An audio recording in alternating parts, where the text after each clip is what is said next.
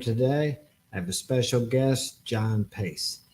He's a real inspiration. I've never met him personally, but I've known him through social media and asked him to be on tonight to share his experience, strength, and hope. But before I begin, I want to give a shout out to Wade Emery for his financial donations. He's been a loyal supporter since I started here, and I want to thank you guys for joining me. And now we're going to bring on John Pace, Rolling Town. Hi, Mark. Hey, what's up?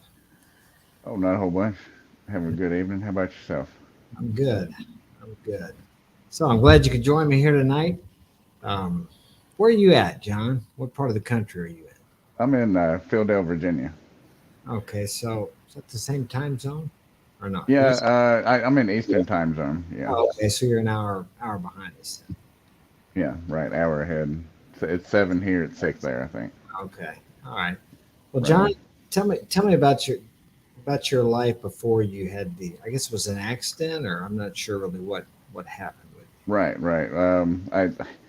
I was here and I was helping my granddad on a roof and I fell off the damn thing. So before that, my previous life I had a utilities construction business. So I was the owner operator of a little utility construction. So that's building the cable lines, fiber optic stuff, that sort of thing. And I was in between contracts, and I came here to help out a nephew of mine who had a house, and it was kind of in shambles. And my mother had bought it for him because he's a disabled individual. Autism is his thing, and he was kind of living in a house like he was kind of a hoarder. So I helped him get it cleaned up, and then my granddad came in and was like, "You want to help me on a roof?" And I said, "Sure, I'll go help you on a roof." No fear of heights. So it. Right. I was up there and it was about to storm, so I tarped the roof and I was getting close to the edge and just stepped right on the tarp instead of the roof and fell off of it. So Yeah. ended up landing and broke my back. Um, it's called a burst fracture of the what I was saw it? a picture. T12 and L1. Yeah, pretty nasty break, and I suffered a spinal cord injury that left me paralyzed. So. Yeah. Now, did it knock you out when it happened, or was the adrenaline high? You didn't feel the pain, or was it terribly Oh painful? man, probably worst pain I ever felt, to be honest. Could you Um, break? Did you hear it break? no. My eyes were closed, like as I fell. I don't think it knocked me out, but it felt like my legs were standing straight up in the air. And Right. then when I opened my eyes, I'm just kind of in a crumbled pile on the ground. Right. And I knew immediately that I'd probably broken my back just based on first aid stuff that I knew and that sort of thing. Yeah. Now, were you active before? How active were you? Were you into light weightlifting or any kind of sports or physical activity besides working before this happened? No. I just worked for a living. Family man. Worked and came home and tended to wife and kid. And then after the accident, I ended up after a couple of years into the accident, found myself going through a divorce and that sort of thing. And it was kind of I guess I was still going through the grief and depression and stuff. That's normal. And um, at that when that happened, I ended up.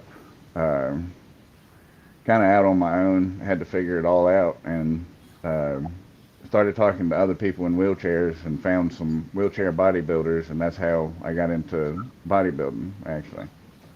Yeah. Well, you're already down because of what happened. And then, how long were you married before you guys separated or got divorced? Uh, 10 years. Oh, that's a 10 long. years. How many children did Yep. you have? How many children?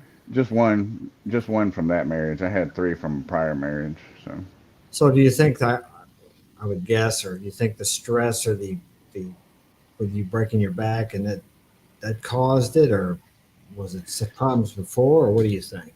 um we'd had some problems before, but I think the straw that broke the camel's back, so to speak, ended up being just going through the depression and stuff like that. And I probably didn't make it the easiest on her either, Right.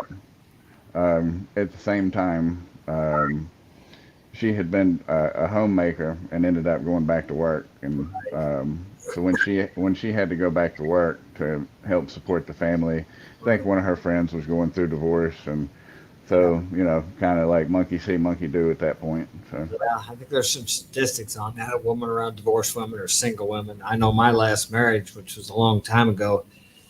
Looking back in retrospect, uh, I'll say allowing her, letting her. I could have stopped it, probably run around with her single sister. So, and then mm-hmm. the rest of the story there. But so, man, I can't imagine. So you really was down there. I know because I've been through more than one divorce and kids in custody, and Right.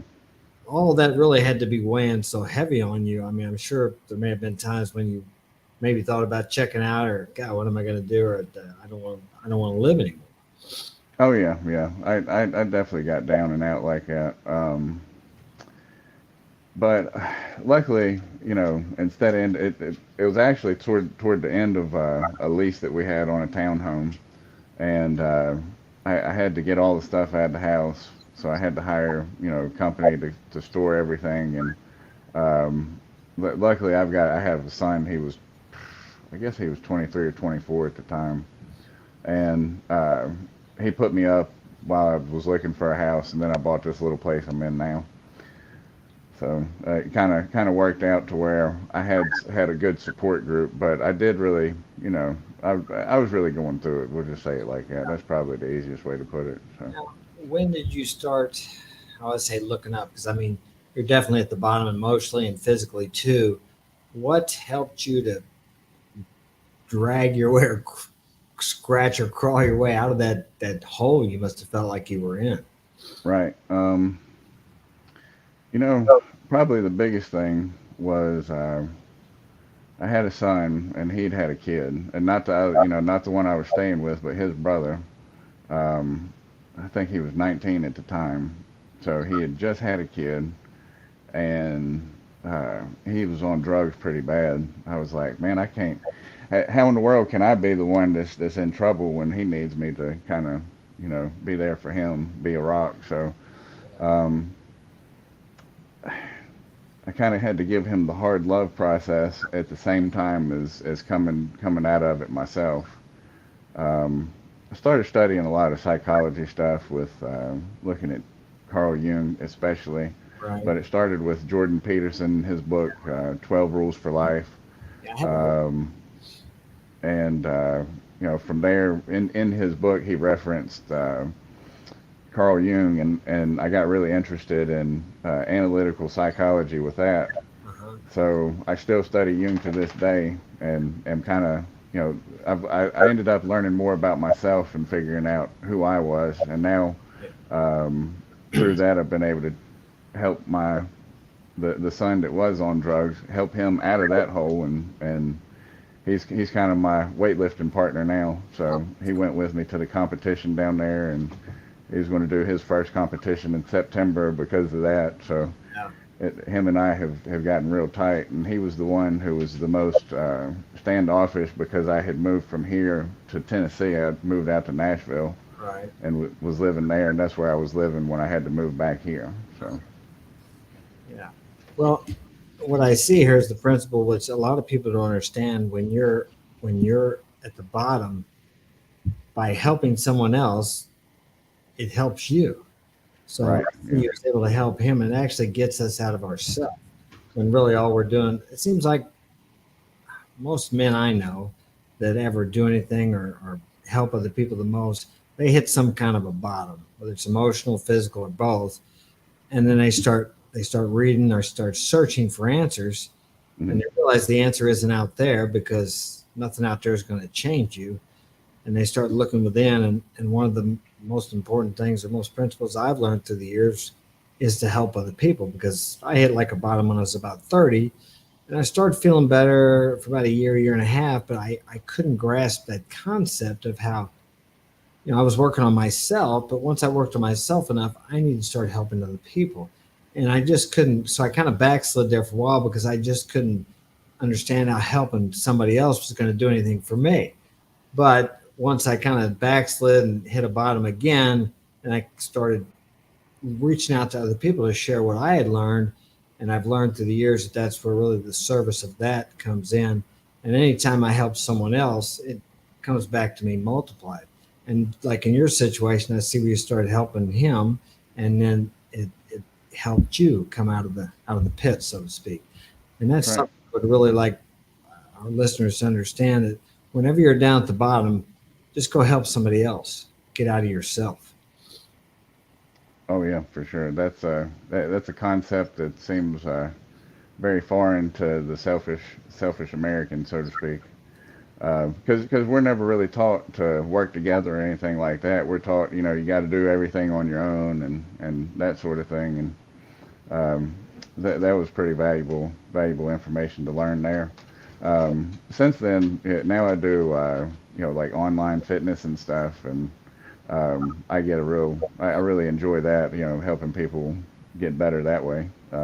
That's been kind of my uh, go-to from bodybuilding since for a couple of years I was studying bodybuilding before I ever started a competition, and I ended up winning wheelchair nationals, men's physique, the middleweight class, and then masters for us old men Oh, who yeah. were doing the bodybuilding. How old are you? And I'm 43 now. Okay. Hmm. Well, you're a young man. I got 20 years on you. Right, right. Yeah, I'm trying to get there still. Yeah. Um, Hey, you look and great. I saw it last time before you competed. I think you posted a few photos, man. It's like you look really good. I thank wish I had your bulk there. Right. Well, I appreciate that. I appreciate that a lot. Yeah. I was probably I was really overweight when I fell off the roof too, so that didn't help me any. I was probably Yeah. 240. 240. And what do you weigh now? Um, right now, because I don't have any legs, so to speak, they're real skinny. I, All right. I only weigh um, what is it? I weighed this morning at 165. Okay. So, Heavier than me, I only weigh about 153, 54, 51, oh something. wow, I'd right say on. that's what I weighed when I fought professionally, but I had a little more muscle then. So you know how it is. When I used to do triathlons, I was like 172, and I was bigger here, of course, in my legs. I thought, man, Right, I wish I could get thinner and get more cut. Well, now I'm lighter and thinner and got more cut, but it's like, man, I want to be bigger now. It's like right, never. yeah, No, I mean, I'm yeah. happy with my body, but yeah, Oh I sure, wish I would sure. gain some more. But I don't. I work a lot. My job is very physical, so I can stay in shape actually just by working. So Right. it's not like I have to. Now in the wintertime, if we're slow, I can actually do two a day workouts. But about 2 years ago, I had an injury at work. I hurt my neck, so I haven't. I'm just now doing rehab to come back from that. So it's amazing how I think about your situation and how you got hurt and what an injury that was, and yet you've capitalized on actually probably are healthier now, minus the fact that you can't walk than you were before. Would that be correct in saying that? Yeah, yeah, it is. I think Snickers was my go-to. Snickers and bourbon. Oh, I love Snickers. Yeah, bourbon. No, I, Yeah. bourbon, but I love Snickers. But yeah, as it turned out, neither one was a real friend of mine.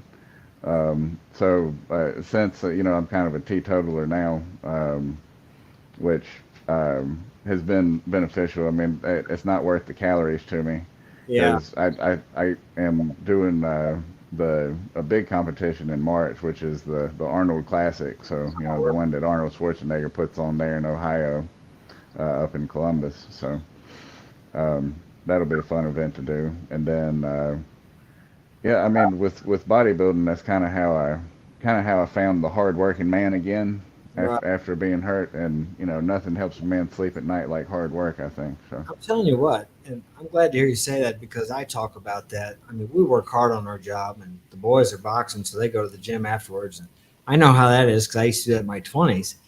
right. People don't realize what, or most men, at least the men I know, what you get from that after you put in a day of hard work.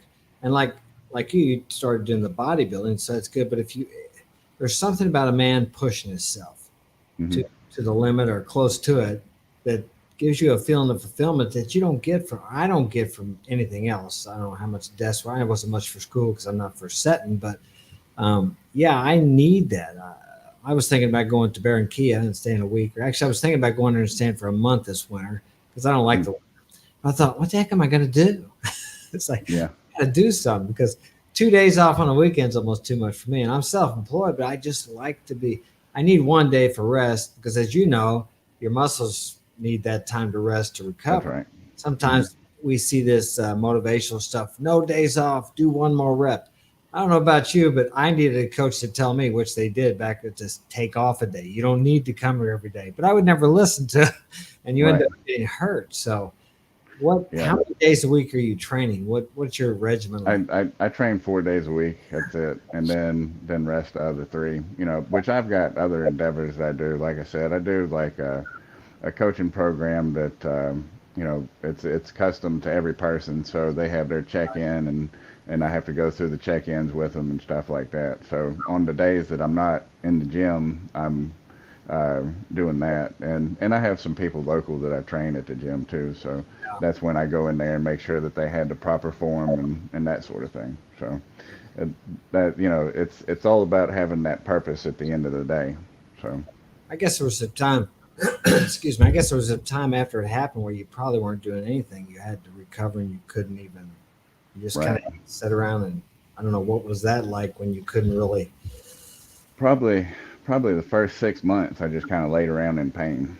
I Right. mean, realistically, like if I was sitting on the chair and somebody bumped the chair, it hurt. Ah, yeah. And you know, one day I kind of woke up and was like, man, all right, I'm not hurting as bad as I was. Which I had got off the pain medicine probably 3 months into the injury because uh, I really did. I went to a pain clinic and had one visit at the pain clinic, and the lady made me wait through like her lunch. So I was there from like 11 to 1 o'clock, and Right. then went to get the prescription filled, and there was a problem with that. So I told them just to keep it. And then I laid and had withdrawals for about 3 days, just kind of shaking, shivering, and Yeah. all That's that. But once I got through that, it was just kind of a matter of you know, really just laying there and taking the pain until it was done. And once I was through that, um, it's kind of when everything else kicked in. Like I started driving again, and that's when the lady I was married to decided that you know she didn't want to be married to me anymore. Said you're good on your own now. I was like, all right, well, guess this is how it's going to be. So, yeah. Yeah. That's a tough deal there. I've been through that. oh Um, yeah, Tell me now. They probably didn't encourage you because I was on pain meds once back when I was. Let me see. In my 20s, I got this reactive arthritis, and they said mm-hmm. I had rheumatoid, and I could hardly walk. So I took OxyContin and probably Vicodins too. And it's like, yeah. Now they didn't encourage me to get off of that, and it was really looking back in retrospect. They just quickly diagnosed me, which was the wrong diagnosis, and then put me on these meds. And you're taking all that stuff, and just so you can walk, so I could walk, Mm-hmm. and had so much pain and swelling. But then later on, I kind of went, I got off the meds, like you said, I got off myself. It only took me about a day or two, but you feel like things are crawling on you. But now, did they tell you to get off, or they probably didn't encourage you to get off your meds? Did they, or did they help? No, no, like they had prescribed like a bunch of stuff for neuropathy and all kind of stuff because with a spinal cord injury, you know, the body's not communicating like it should, or you know, like the extremities aren't communicating with the brain like they should. So they cause a lot of nerve pain where there's not actually any real damage in the legs, but like sometimes, and I still get it sometimes, but it's like just the clothes touching me hurt, right? So they had tried to put me on some stuff like that, but I started reading about it and it messed with your brain chemistry if you were to take it. So I decided that that probably wasn't the route for me. And so, you know, I was kind of hard headed about it and just eventually made it through. And now I've actually gotten to where I can grab a hold of something and stand up if I need to. Yeah, So, I saw in one of your videos you said you could use one of your legs a little bit, kind of. right, right. And so that's kind of been more than they said I'd ever do. And who knows, which I'm still getting a little bit of movement back in the other leg now. So we'll see. You know, the spinal cord was never intended to heal up because if it had happened in the wild, you know, we'd be, you know, some kind of predatory animal's food. Yeah. So it just never adapted to healing up. Yeah, I mean, doctors mean well, but a lot of times they just deal with the symptom and they don't. I mean, I'm like you with the pain medicine. I broke my shoulder riding my son's scooter probably five Hmm. years ago. and of course I heard it break when I fell, and I tried to make it to the car, and I had to stop 2 or 3 times. Thought I was going to pass out, but anyway, I went to the hospital. I came home and I had some Vicodin here from like years ago, so I did take one because the pain was intense. And I went there. That's a narcotic, and they gave me said it was broke. They gave me another bottle, but I never took any because I that pain is there in my case was there for a reason. Because I know how I am. If I get rid of that pain, I'm going to be out there Right. trying to work and do something. So I didn't take anything. I just said I never took any more beside that because I know first off, you talk about depression. I don't know if you experienced that, but those things they'll give you depression after the after effects. Some are pretty Sure. Yeah. powerful. So I wanted to stay away. Now I'm telling you, if I had something happen to me right now, I think I got some up there. I haven't taken any since that. That's been 5 years. But I would, if they're still good, I would take one if I needed it. But they have their place. But then again, I think sometimes doctors are too quick to, and they mean well. They don't want you to hurt, to try Right. to relieve the pain. But that pain is a signal. It's a message for you. You need to, it's telling you something, and we need to listen more to that. So, in all fairness to doctors, they do the best they can, but sometimes I think they need to spend a little more time talking to their patients. I think that Oh would help. yeah. Yeah. Try to figure it out. I Yeah. know that I see the neurologist about twice a year, and he's just amazed every time he sees me. You know, he's like, "You're a miracle." I'm like, "Well, you're a good doctor," and he's like, "Well, God did it through my hands." I'm like, "Well, thank God," you know. Yeah, well, see, there's something too. He doesn't take all the credit for it. It's like the doctor, how do they say that? I don't know. This isn't the correct way, but something about the doctor sets the bone and God heals the wound because there's a part of us inside of us. You could say God in us or whatever that Hmm. if we cut our finger, we don't have to. It heals by itself, or we get sick, we Right. heal ourselves. So, yeah, I mean, who knows what might happen for you in the future? I mean, some pretty amazing things have happened for people. The power of belief is so strong. I mean, if you didn't believe you could do what you're doing now, you wouldn't be doing it. You would have maybe resigned your life to just sit in the wheelchair and getting on disability and watching TV the rest of your life. And unfortunately, I'm sure there's people that do that. And I understand that. I can't imagine what that's like. We all have our own trials and tribulations, and some of them seem greater than yours are different from mine. Mine are different from somebody else's. And the fact that you were able to get back up from that and keep going, I think, is amazing and inspirational. So many people just accept it and don't. You're still trying to make. You're still stretching yourself as a man. That's what I think's great. You're still Right. being your best. And it's one of the things that gives us men satisfaction is we always do our best, do the best we can.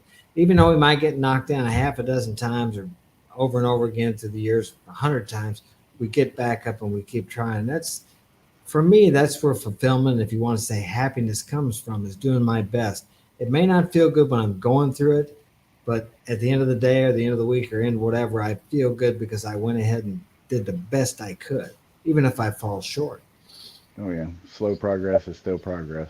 Yeah, yeah, as long as you keep moving on. So you're providing service to other people by being a trainer and a coach. Right. Right. Which before I had my own utility business, I started off like a long time ago as a cable installer, and then ended up like a trainer. So I was training young men to do that job, and I Right. really enjoyed that. So I kind of apply that same skill now to people who are wanting to transform their bodies or just whatever their goals are. I'll work with lose weight. I help you lose weight. Transform your body. I help you transform your body. And I really find a lot of fulfillment in that for sure. That and then I like the competition of bodybuilding itself. It's like just something about being on stage and competing against other guys who've trained hard and look great themselves. Yeah. Um, so the next step I want to get to the pro status, which this year I didn't quite make it. So this next year coming up, I'm hoping so. Yeah, I'm sure you will. Now tell me this: before you compete, I've experienced this in my life. My sons and I talk about it. You feel a nervousness or fear. Hmm. Okay. Do you ever have these thoughts in your head like, "Man, why am I doing this? I really don't need to do this." It's like Oh yeah, yeah, fear. yeah. Fear dresses itself up, and I experienced that before I race, before I fight, before when I used to fight, before all that. It's like, and people don't realize that they see you up there, they see me doing this, or my son's fighting, and they don't realize we all feel that fear. But it's just the only Right. difference between a hero and a coward is the hero faces the fear and the coward turns away. That's But right. but I don't know about you, but after I do it and face the fear, and I feel exhilaration, I feel great because I overcome actually myself. It has nothing to do with anybody out there, whether you win or lose. Just the fact that you show up, like you getting on that stage, is a victory. I tell the boys, you getting up in that ring is a victory. I mean, because that's where once you get in there, I don't know about you, but once I would get in the ring and once I get punched, I'm okay. Same way with the boys, they feel, or when I'm whatever. Once I get started, I'm nervous before every podcast. I think, oh, why am I doing this? but, Right. but Right. these thoughts go through everybody's mind. So I want our viewers to know that it's just fear, and it'll rationalize itself. You'll find rational reasons not to do something, but it's really just fear disguising itself to keep you from. Well, your mind. It's your mind. Your mind is not programmed to make you successful. It's programmed to keep you safe. But Right. that greater mind within you, your higher self, whatever, wants you to stretch, wants you to step out there and take those risks. Right. The brain hates change. Oh That's yeah, for sure. yeah, I So, know. talking about what you were saying, I made it a point that like, all right, so I just want to get to the competition. So I Right. actually started training. Probably it was 2.5 years before the competition, but I saw that the guys were competing and stuff, and I just really wanted to make it to the stage. And after making it to, like, and I guess probably a month or so out from the competition, I was like, I really don't have to do this. It's going to be an expensive trip. It's going to be this. It's going to be that. There's all kind of different things, and I ended up. I decided that I'd rent a car, just so that we could dog it. Yeah. And my son and I took off to. It was from here to Dallas, so we took off on a road trip to Dallas to get down there. And then after getting on the stage, and you know, I did win a few of the events. So I get all the hardware and stuff, and it still didn't feel complete to me. So Yeah. that's why we're competing again. Yeah. But it's funny how it worked. I was scared to go to begin with, and now it's like, all right, yeah, but I didn't win. And my kid, he's like, yeah, but you got first place in this, and you got first place in this, and you got first place in this. I'm like, yeah, but I didn't quite win, so now I got to win. I said perfectionism, and you got to focus on. He's focused on. You got to focus on what you got, and then you'll get more. Focus on the victory. I do the same. Right, I'm always looking for the defects. right, right, I didn't do that. Instead of focusing on what you did do and what you did accomplish is what we need to do. It's okay to look for the defects and where you could have been better, but not so much that you cut yourself down. oh, sure, sure. And I am proud that I did that for sure. But in a way, it's like, okay, well, that chapter is closed because I wanted to get on stage, so that's closed, and now I've got the next goal that I'm going for. And uh, I think it's very important that if you're going to, be, uh, you know, on the end of a survivor opposed to the end of victim, that you have a goal that you're moving towards constantly. So that's kind of where I'm at. Is like I I'm going to agree. move toward the next goal, and um, and at the same time, hope that I can help people in the process. If it's nothing but a conversation I have with you that helps somebody, then that's great. Um, but I think that probably the driving inspiration has been that I was able to help, that middle son of mine who had so many problems, and it's really great to see him doing as great as he is now. And so, like, because of that, I want to achieve more and more. You know. Yeah, and it's like you never know who you help that never talks. I've had people come to me 10 years after they see me speak somewhere and say, "Man, it really helped what you said." And I'm like, I don't remember you. I don't remember what I Right. said. So you never know who you're helping. A lot of people are always watching. They're watching you, so you don't know who you're helping, and they may never contact you. So we Hmm. so many people's lives, and you were talking about goals. And I agree, goals are important. Um, it gives you a direction to go into, And when you have goals, I don't know if you've discovered this or not, but when things happen, seemingly tragic things or things that don't work our way, if you have a goal and you can look at that like it's happening for you, even though you don't understand it, instead of happening to you. When you get to where you're going and look back in retrospect, you can see how that helped you, even though it seemed at the time Hmm. to bring you away from your goal. But if you don't have a goal, we have these crises in our lives and these things that happen, and we just get through them, and that's it. They're not moving us toward these things. But if you have a goal, I believe this: that everything that happens to you is moving you toward that goal or something better. But if you have no direction, you're not going anywhere. So you can't be guided, you can't be pushed, you can't be directed. So it's really important, I believe, to have goals. And also, what I've learned later in life is it's great to have goals, but if you think that once you get the goal, everything's going to be great, it's that's false because you'll be exhilarated for a while, you'll feel great, but then you got to set another goal because Hmm. truly the joy is in the journey. That old adage is very true, and it took me a long time to figure that out. When I was young, it was like I got to get there, I got to be number one, I got to win. It was all about winning, and I remember after I when I started pro fighting, had my first pro fight, I won and I was sitting there thinking, is this all there is? Because at that time, that was everything. I fought Hmm. again later on, but it was empty because I put so much emphasis on reaching the goal that I didn't really enjoy the journey. I hurt myself trying to get there, just overdid it. I over grinded, as they say nowadays. So Right. yeah, the That's people you why. meet, and relationships you have is very important. So you're in is it construction that you do? Yeah, I'm a painting and restoration.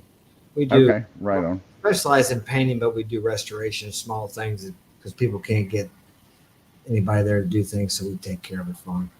I can dig it. So it's sort of like if you do have your own business doing something like that, one job ain't enough, right? One job is not enough to supply you for forever. So you Oh, have to keep getting new jobs, no, and that's sort of like new goals every time. yeah, it is. I never thought of it like that. Yeah, we had 2, 3 jobs going last week, so it's pretty challenging, and we do a lot of ladder work, a lot of physical activity, and we like it. Um, and it is hard work. Um, and we have some jobs actually the last couple of weeks have been what I call character building weeks. They've been stressful. That's the way I try to look at them. We had like 3 or 4 clients that were just one of them was even his mom said he was OCD, but we ended up satisfying them. It's like, oh geez. I'm like, it's not a car, okay, it's a house, but it was a good Right, guy. But we run into that. But without that, just like the resistance that you have to get muscles, this resistance builds the inner man. And right, of course, you went through a lot of that and probably still go through it with your situation.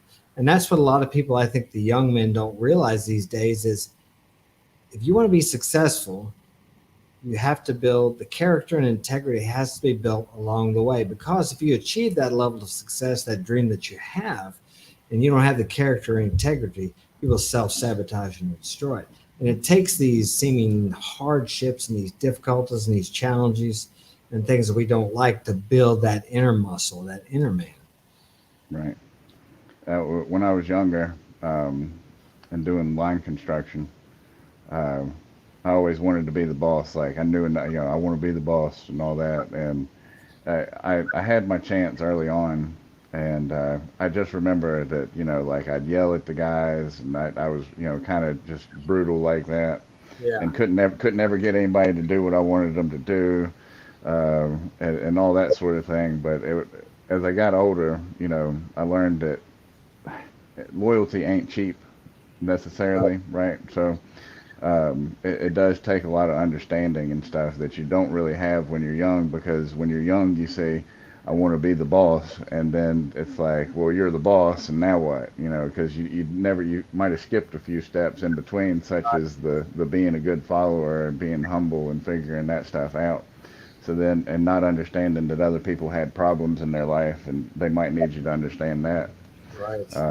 So then when I finally got into a position, got another chance at it, let's say probably 15 years after the first shot, because that I sort of crashed and burned, and realized that I didn't have what it took So then, 15 years later, I ended up, I started as a tech with this company and then went on to being the trainer, then moved up into like the operation manager. So I had four supervisors that worked for me, along with Really? each supervisor had 15 different technicians. So had a very large operation going, working there before I took off on my own. So and everybody has problems, and you just don't realize how important it is to somebody that you listen and understand. Yeah. So that's some of the stuff that I learned over the years too, was listening and understanding, and that helps people probably more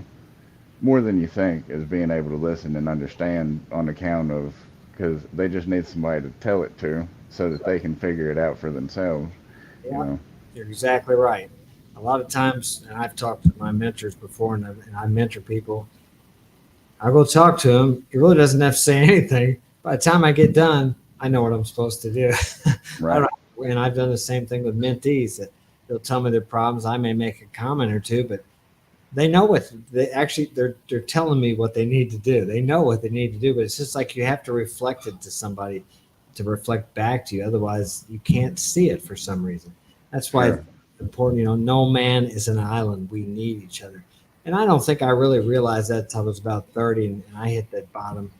Because before that, I was of the mind if you want a job done right, you got to do it yourself. Because every time I had people work for me, they'd mess up. Well, guess what? I still have people work for me. It's my family. And guess what? They mess up just like I did. They're going to Right. make mistakes. And that's something you have to accept.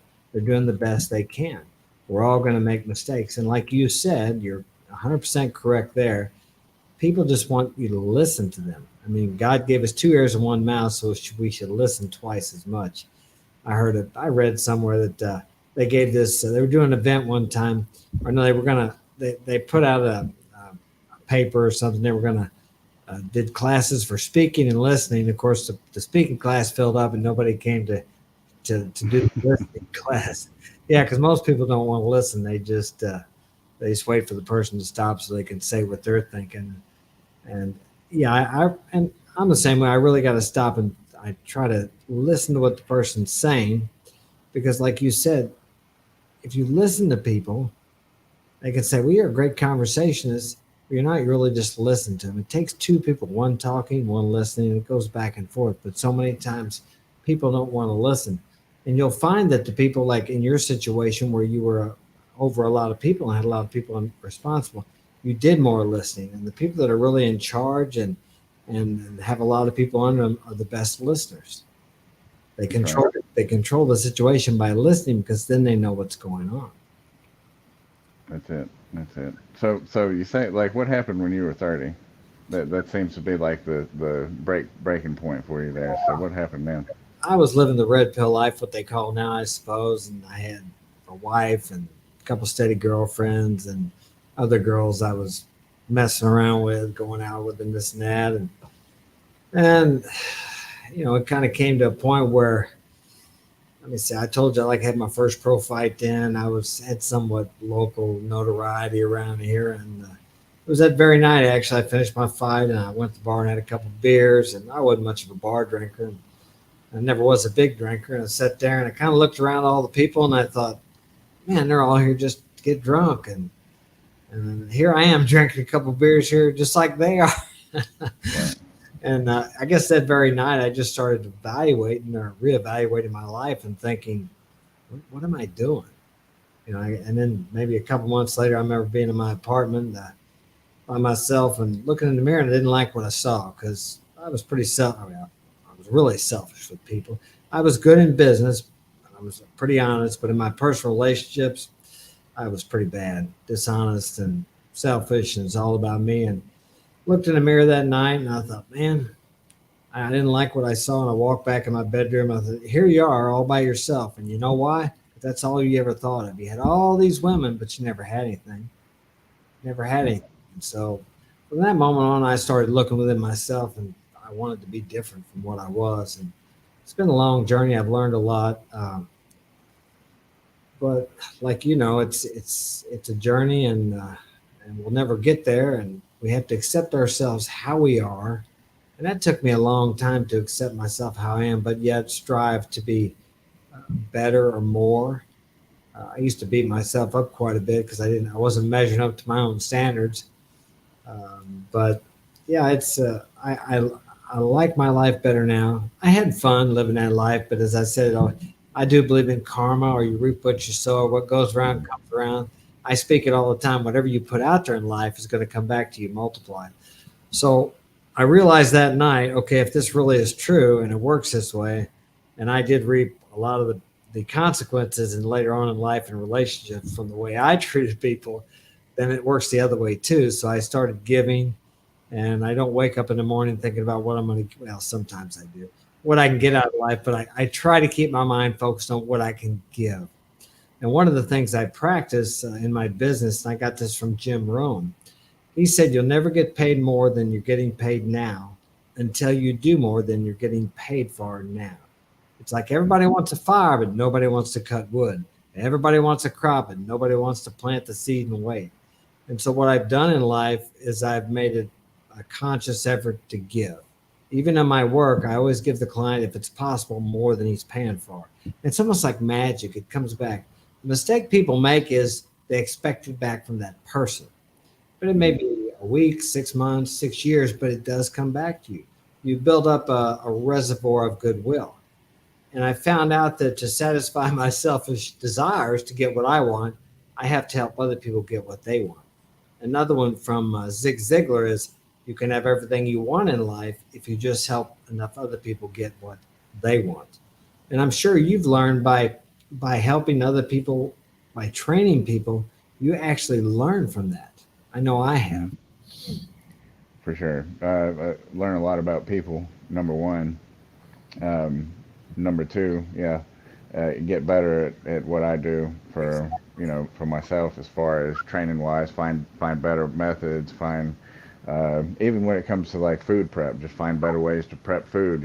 Like, hey, I do it this way, and you're like, wow, okay, I never thought about it that way. That sort of thing. Which that's information that you don't glean if you're an island unto yourself. That's for sure. Right. Yeah. Um, For sure. I do enjoy that. I'll That's tell you one. about this. You're talking about food. Hmm. I started probably, I've always eaten pretty fair, but I started about 4 or 5 years ago to try to eat better. Hmm. And I'm telling you, when you start studying, it got pretty discouraging. I mean, I eat organic as much as I can, but I didn't realize how, we'll say, polluted the food supply is. How do you navigate that when it comes to eating food that's are healthy?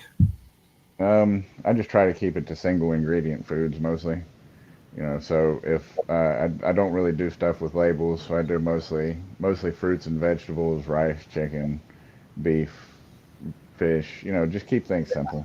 That's just the way I do it. Keep it simple and make it taste good at the same time. Yeah, Yeah. So I'm not into no. Like I'm not gonna say that I won't eat a pizza, because I right. will. I like pizza. I think that that's my newest weakness is a pizza. But I usually take a piece of the boys when they bring it home. I'm pretty religious about what I eat, but I'll have something here and there. But I used to be like you. I had to have I had to have a Snickers bar. For me, I had to have a sweets after every meal. I grew up. My right. grandma had a sweet tooth, and so I had. And then I started using protein bars, but I really think they're probably just a glorified candy bar. So I got off of those. I may eat one once in a while, but I really like dried dates because they're really, you got to get the right kind though. They're really soft and juicy, and that satisfies Mm-hmm. my desire for that sugar. And then I Right. usually use peanuts with them because peanuts is a fat, so that's good for you. I try to stay on the good food. And after I've been off that for so long, the sugar, if I can't hardly eat ketchup anymore because it's so sweet. Because I'm Right. off all those spices and sugars, the kids look at some of the stuff I eat and they think, "Oh man, how can you?" To them, it has no taste, but to me, it's got a lot of flavor. So Right, right. Yeah, same way here. Fruits are the way to go for the sweets and stuff. The other day I got some sushi, and never eaten you that. know, I was like, I really want some ginger sauce. I hadn't had it in a long time, Yeah, and I had just been doing just the soy sauce with salty soy sauce. Said I really want some ginger sauce, and then I guess the way that they prepared it or whatever, it had sugar and stuff in it, so it was just way too sweet for my taste. I was like, man, I can't even eat this now. Um, but yeah, yeah. As far as the food goes, Um, keep it single ingredient. Which I really like. Kind of do the. I eat like for carbs. It's like rice, potatoes. Rice or potatoes, something like that. Definitely low fat meats. Not a whole lot of fatty stuff. Of course, right now I'm in like the bulking season, so I'm trying to get put on some size before March. So I've got a few more months, and then I'll start the whole cutting phase again and get all crazy shredded. And my diet will change up then. But as far as whole foods, that's sort of an unchanging thing. I don't really eat any crazy sweets anymore. Probably I couldn't tell you the last time I had a Snickers, to be Uh, honest. Like couldn't they're even tell probably you. they're probably as good as those protein bars, I imagine. Oh yeah, yeah, yeah. I'd say that like my kid was getting the protein bars for a while, and I'd look at it and it had like 250 calories in one protein bar, but it had 13 grams of protein and like 57 or 60 grams of carbs, which is Yeah, just refined sugar and stuff. And I was like, maybe not so bad if you're going to go work out like 20 minutes later, but it just looks like an insulin spike and crash to me. yeah. Well, it tastes good. Let me get to the Oh chat. yeah. Joe Wad, hello everyone. Glad you're here, Joe Wad. Simple slim buttermilk. No plant the seed. Oh yeah, no plant the seed. Wait, must till the soil, plant the seed, and nurture, weed, and feed daily. Yeah, that's true. The weeds grow faster in our mind than the good stuff does. I think about that too. People, we're talking about eating food, and I think about the same way with what you allow into your mind. People wonder why they have maybe they think negatively, but yet they're listening to the news all day, or they're scrolling and watching these reels. There's so much negativity out there. If you don't purposely, like you talked about reading, you were reading. What did you say? You were reading. Carl Jung Hmm. and uh, Jordan Peterson.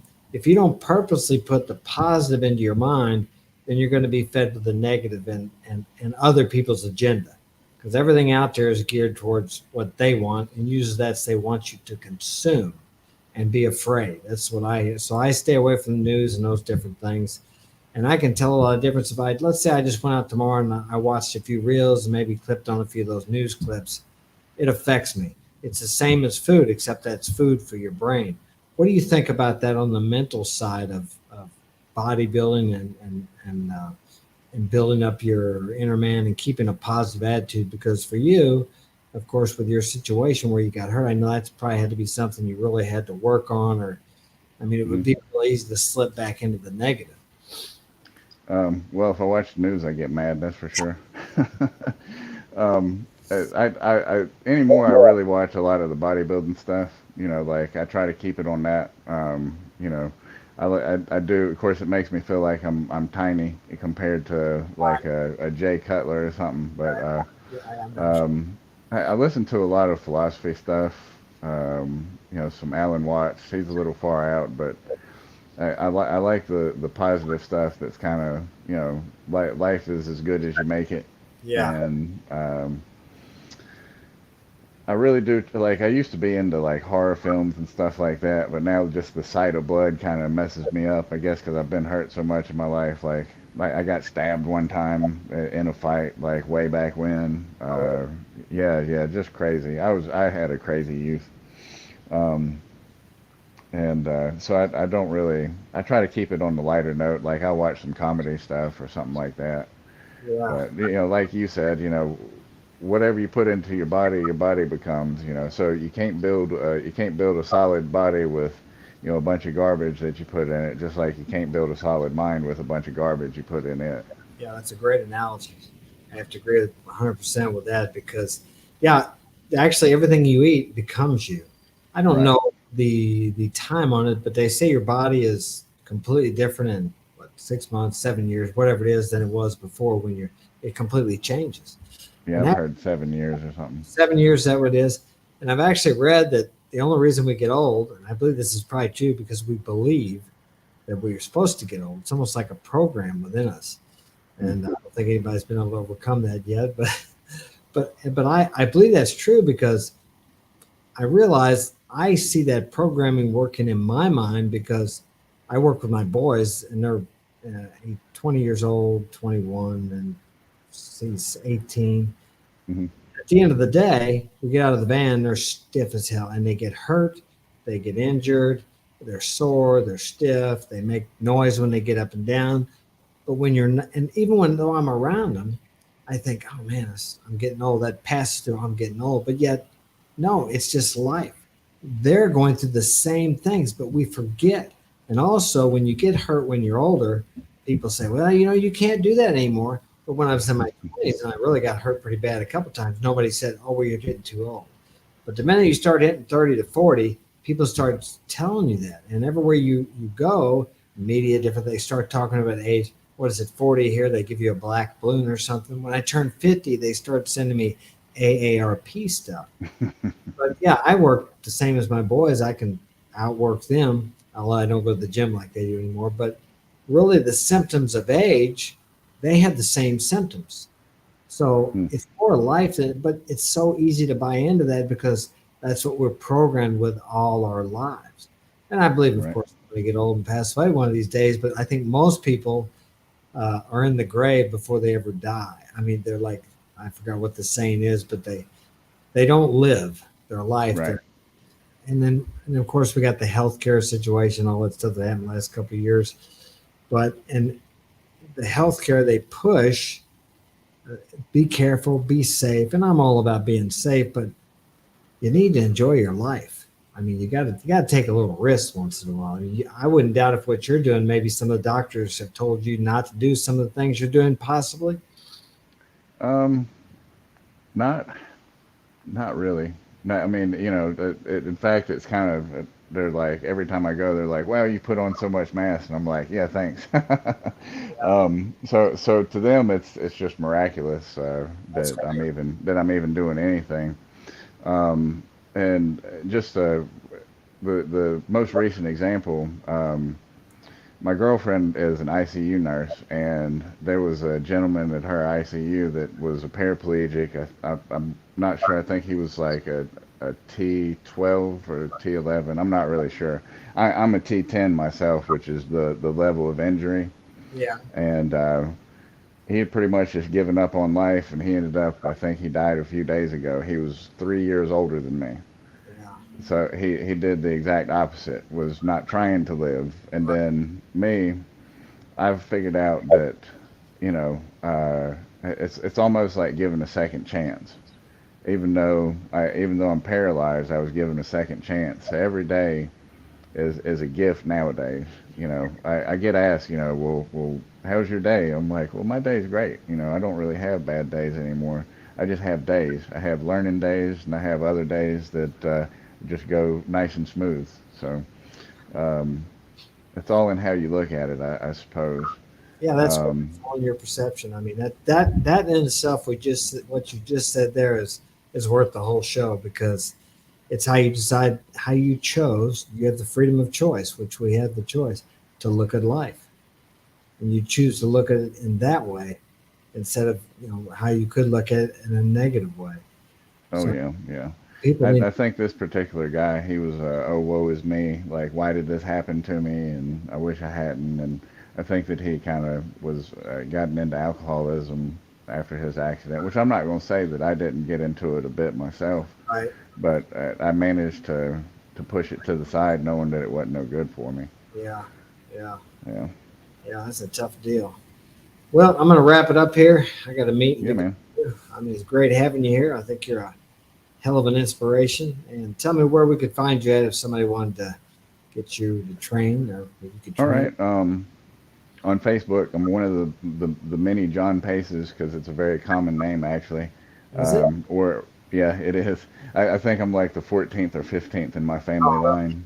Yeah, something crazy like that. And I'm Rolling to Win on Instagram, and then rollingtowin.com is my website. Oh, I thought it was Rolling Town. That's the way I went. Yeah, Yeah. it's all good. Rolling to Win, like with rolling Oh, okay. INGTOWIN. Yeah. I saw what I thought it was. All right. Well, it's All great. right. I'll be talking to you in the future and take care and keep up the great work. Yeah, man. Thanks for having me, Mark. My pleasure. All right. See you.